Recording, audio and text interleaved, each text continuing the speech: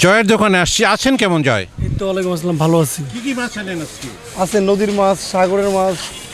উনি মূলত নদীর এবং সাগরের মাছ মিলিতভাবে বিক্রি করেন।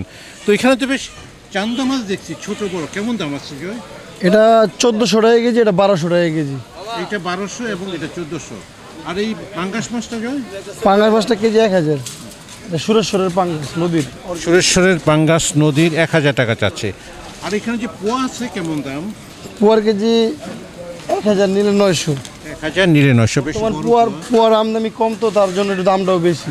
ওনার পোয়াগুলো সাধারণত মেঘনা নদীর হাইমচর এলাকার, এই জন্য ওনার দামটা তুলনামূলক বেশি, যেহেতু চাহিদা বেশি। আর এটা তাপসী মাছ কেমন দাম? কেজি 1000।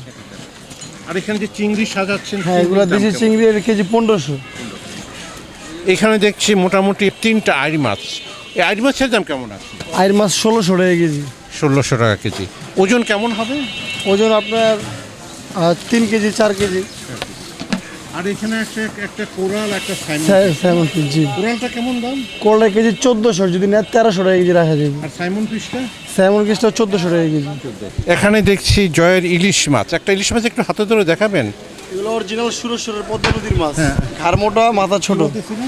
অরিজিনাল পদ্মা নদীর সুরেশ্বরের মাছ।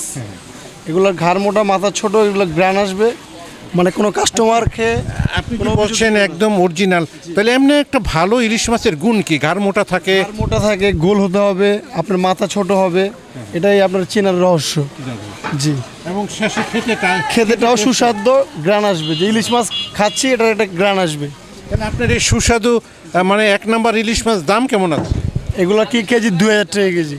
ওজন হচ্ছে আপনার 700 গ্রাম। আর এখানে একটা বোয়াল দেখছি, এটা কেমন আছে? বলের কেজি 1200, যদি না 1100 টাকা কেজি রাখা যাবে। এটা কোথাকার বোয়াল? এটা চাঁদপুরের মাছ।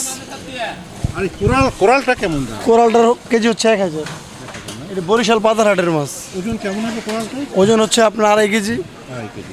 প্রিয় দর্শক, জয়ের দোকান সুন্দরভাবে সাজাইছে, আপনারা দেখতে পাচ্ছেন। উনি বিক্রি করছে নদী এবং সাগরের মাছ মিলিতভাবে, প্রিয় দর্শক।